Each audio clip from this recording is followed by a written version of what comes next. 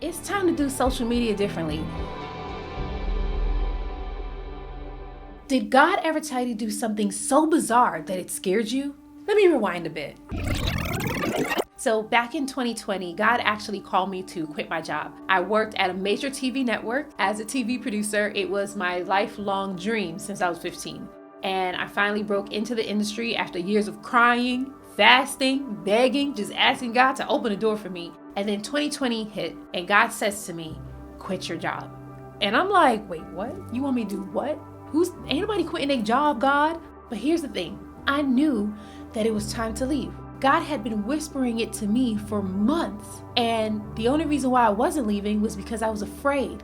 When he was asking me to take this faith step, my heart was like, so how'd you end up building a 6-figure business on social media? After I quit my job, I spent 8 months at God's feet, learning about prophecy, how to hear God clearly plus confidently, how to do healing and deliverance, like all the spiritual things. And then at the end of those 8 months, God said to start creating content full time. And he took my content and spread that thing like wildfire. And then all of a sudden, nothing was happening. Now that was frustrating. But that's only because God was calling me to start selling. So by faith, I started selling to my audience and they started buying. But here's the thing, during that time, my content hit another lull. And actually for the last couple of weeks, well, let me just show you.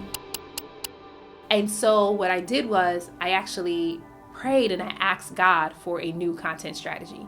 He says to me, do you trust me? So I said, yes, I do. And then he said to me, your audience already got the tips. It's time to share with them your life.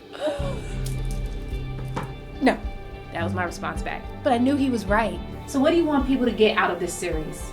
To see what it's like to run a business and a ministry on faith when God is directing your every step. That's what I want. It's time to do social media differently. And as scary as it is to let you all in, I am happy that you're here with me on the journey.